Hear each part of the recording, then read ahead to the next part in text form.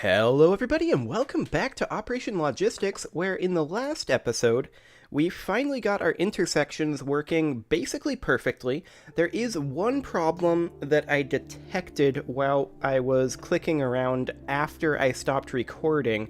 Let's see if I can reproduce it here. It's to do with five-way intersections. This is a merge here, this is an edge intersection, so that's fine. And we're hitting that bug again. That's nice. We'll have to figure that one out soon. For whatever reason, sometimes the buildings don't spawn after you do a certain number of these. Like that. We'll have to take a look at that. But for right now, let's just continue looking, and I'm looking for particularly a five-way intersection so that I can show what I was talking about. Okay. Here we have a five-way intersection. You can see it's not rotated correctly. So we're going to have to do something about that. Let's take a quick look at what we've got going on with our five-way intersection right here. And let me just see. It looks like... I mean, we're basically hard-coded on what direction to rotate in, and I think I probably just made a mistake in that. So let's take a quick look at what exactly is going on with this five-way intersection. So we are currently on a road intersection five-way right here. It is currently rotated negative 120 degrees. I'm going to go ahead and add 360 to that. So 240 degrees, because that's what we actually have right here. So let's check. So we are not directly up or down with the one that we're not connected to. We're not connected over here. So we are positive X and negative Z. So let's take a look here. Positive X, so unconnected position dot X is less than? No. It should be greater than. So we are down in here. So if we are less than, it comes out at 240, otherwise is 300. Do we just need to reverse that? Yeah, that seems to be right. So I'm going to go ahead and do that. And let's just reverse this from 240 to 300F, and then this over here to 240F. Okay, so I think I just made a mistake there, and we'll keep an eye on five-way intersections, but for now we'll call that fixed. Until we come across another one we have an error on. If we come across another one we have an error on. So, the next one that I would like to do... Oh man. Is it particular tiles? Well, once it starts... Oh, look at that. Okay, let's try to track down this bug. It's a bit of an obnoxious one. So, one thing I'd like to do is I'd like to see if it's particular tiles. It definitely seems to be related to when you are in a tile here, and then you click up to here. And then you click back, and it doesn't work again on some tiles. But on this one it does. And now it works here. Yeah, it seems to be somewhat random. Okay, so let's go ahead and reset all of this. And actually I'm going to turn down the Stellaris music a little bit. It's great, but it's a little noisy. Okay, so let's get over here. And let's just go until it happens. Which is going to be soon. Theoretically. Oh, come on. Now it's all working perfectly. Now that I'm actually in position to track it down. Also, interesting six-way intersection there. Just wanted to double check that that was all working properly. Doesn't seem to be happening in this tile. Let's try it over here. Does it only happen in rural tiles? We know for a fact it happens in rural tiles. There's one. Okay. So, it did not spawn anything. Let's take a quick look at our sub-hexes. So, this has no buildings.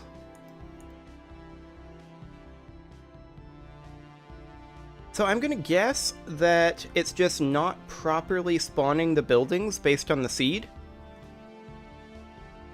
So let's see here. If generate roads, blah blah blah. So we are generating our buildings here. If...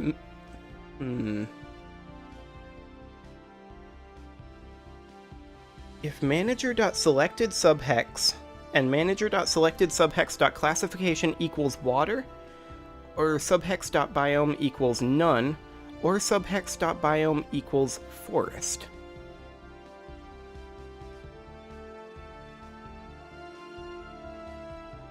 Why did I do that?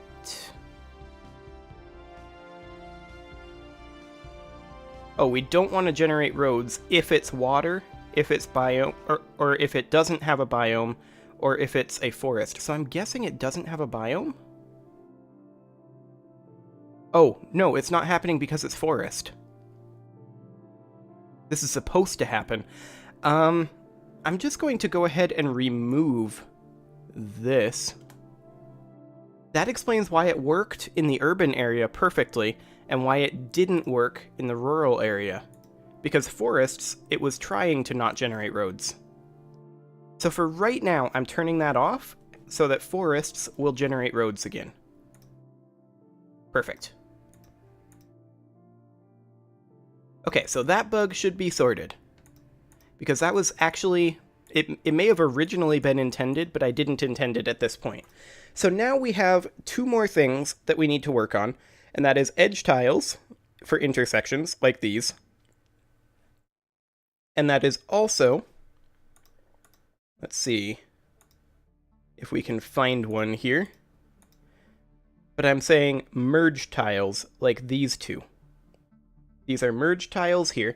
So what I'm thinking right now, as far as merge tiles go, there should be a relatively simple fix for them, right? So if we were to say, because right now it checks if it's a road, and then it goes down and checks if it's an intersection with an else if. What if we deleted this else, and then moved the road check down to after the intersection check?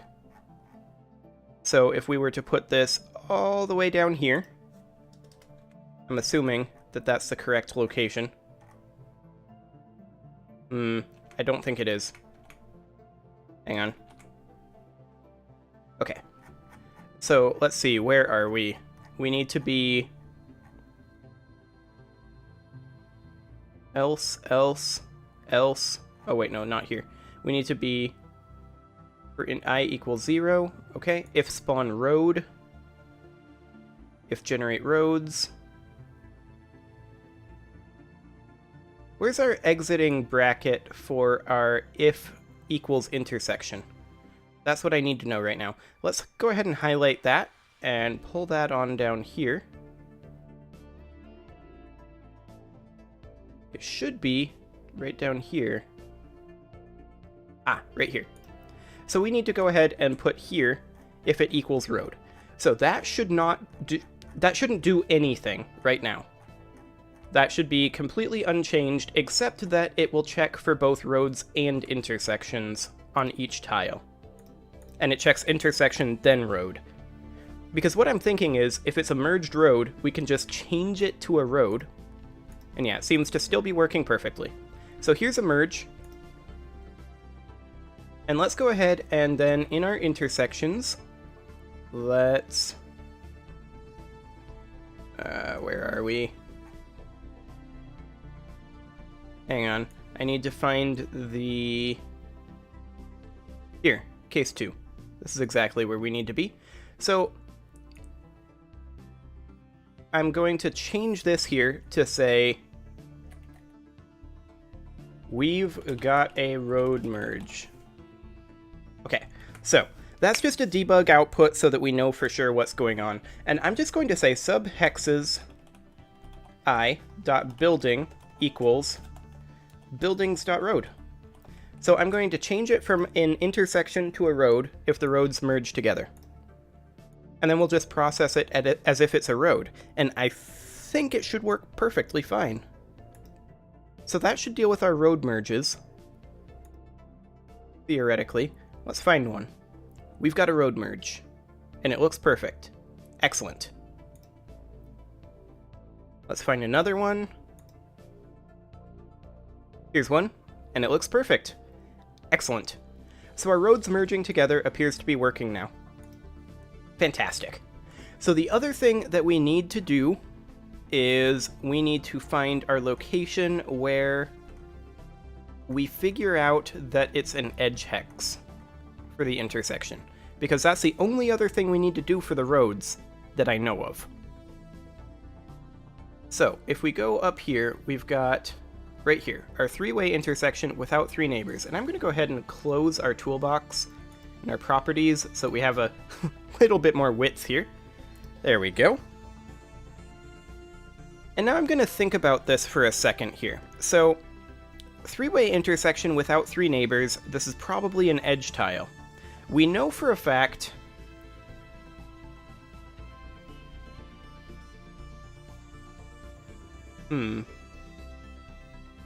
We know for a fact that our connected hexes is going to have 3, right?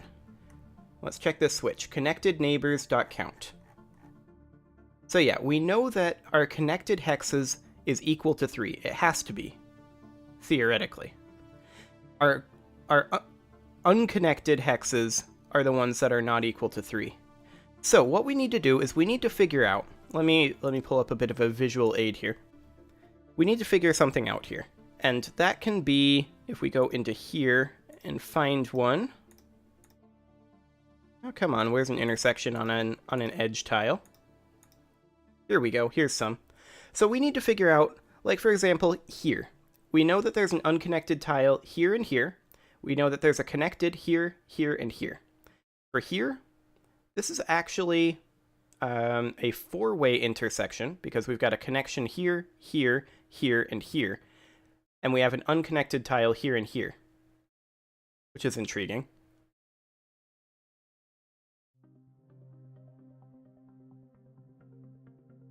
That shouldn't happen, right? Hang on. Let's take a quick look here. Let's see, where's our placeholder? This one. Let's investigate this a bit. So, we've got 2 intersections here. Next road pieces and previous road pieces. 70 and 69, 12 and 15. So we've got 4 separate pieces here. So yeah, that's definitely a 4-way intersection. That's interesting. That's very, very interesting.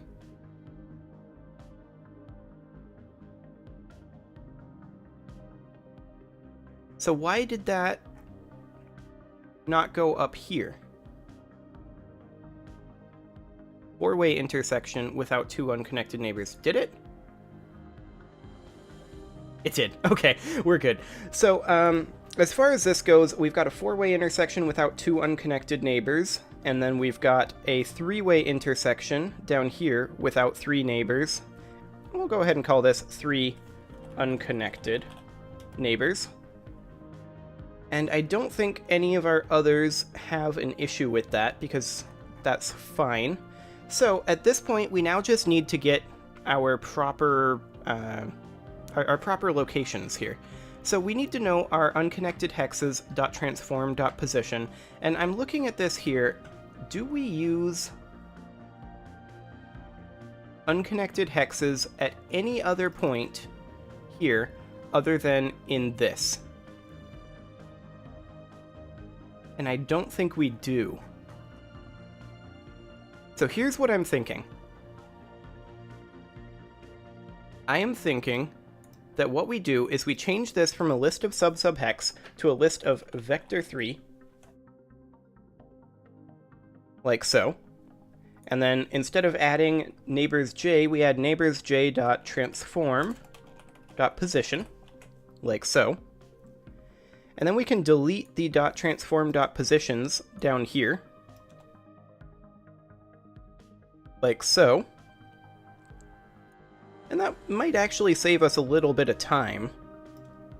Not a lot, but a little bit of time in terms of this calculation. So at this point, with this being in position, we can now fake unconnected hexes by just adding in positions, right? So we can do it like we did the fake position for the neighbors, or for the entryways, which was up here somewhere. Where was that? Road entries.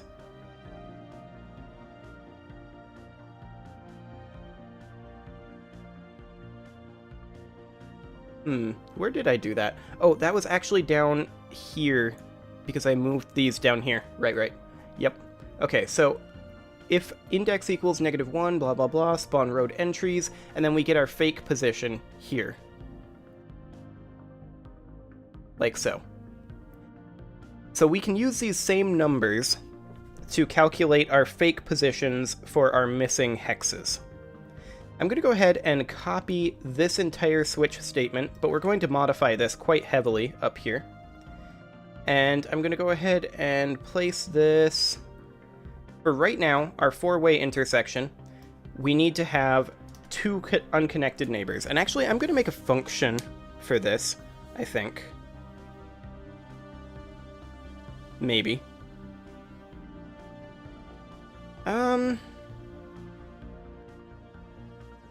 Yeah, I'm going to make a function for this. So I'm going to go ahead and create a new list of vector3 and call it... Actually, we've already kind of got it. We've got our list already. So I'm just going to go ahead and say that this function is going to be called... what do I want to call this? I want to call this something along the lines of... add fake adjacency. Okay, and this is going to return a list of vector3s, and we're going to call this full adjacency equals add fake adjacency, and we are going to pass in our subhexes I dot neighbors, because we've already got a list of all of the tiles that are adjacent to subhexes I. So with this being the case, we're going to create add fake adjacency here in a moment, but first let's go ahead and deal with our previous things. So for int, I think we need to be in j here. Int j equals 0, j is less than full adjacency dot count. We could do a for each, but I don't like doing for eaches, so we'll just do j++. Okay. So we're going to iterate through the full adjacency list, and we are going to say if full adjacency j is not, actually if not contains, and wow, we need to do this a little bit differently. So we need to say if unconnected,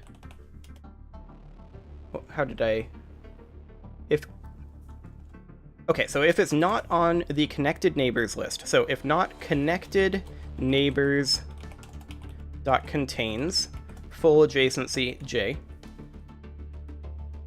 and not unconnected neighbors, which I think...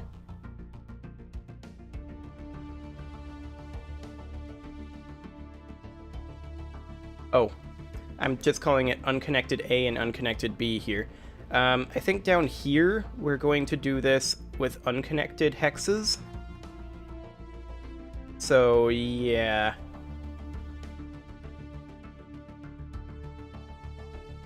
There's that.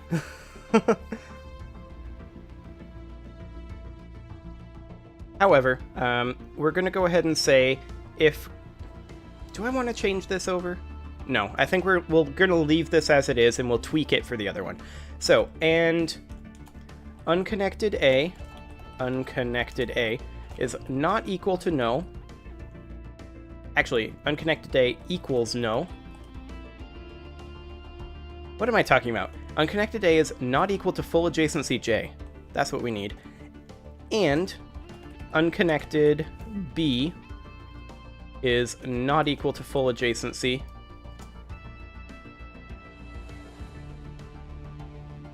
Well, we know that one of them is going to be no. So this isn't going to necessarily work as is. So I think we need to run this check a little bit differently. So if it's on the connected neighbors, we can ignore it. So if it's not on the connected neighbors, then we can... Connected neighbors is actually a list of sub-hexes. Right.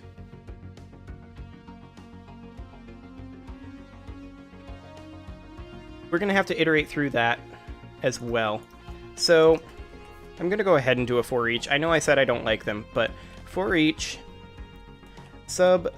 hex in connected neighbors. So for every hex in connected neighbors, we're going to say if hex.transform.position equals, actually is not equal to, full adjacency j, like so. Going to go ahead and delete that. Then we're going to say if unconnected A equals no, then we're going to go ahead and pass in our... Actually, if unconnected A equals no and unconnected B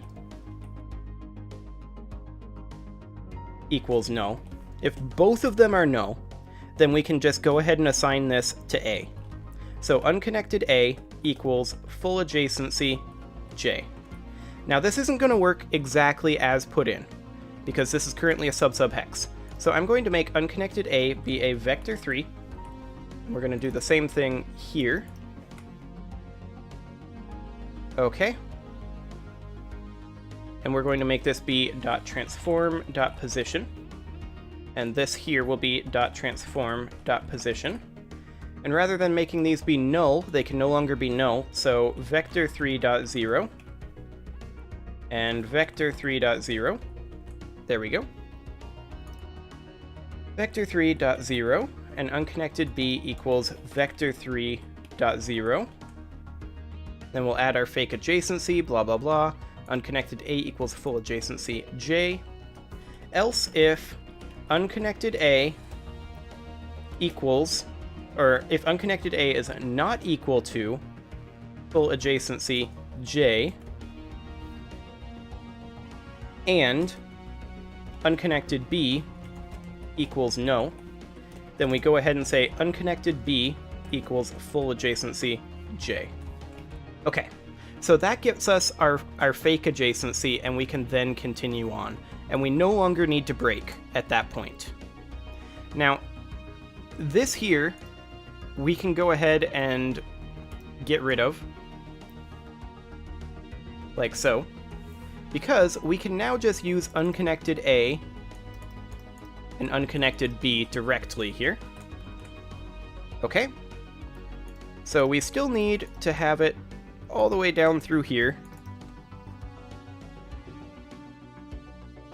Okay.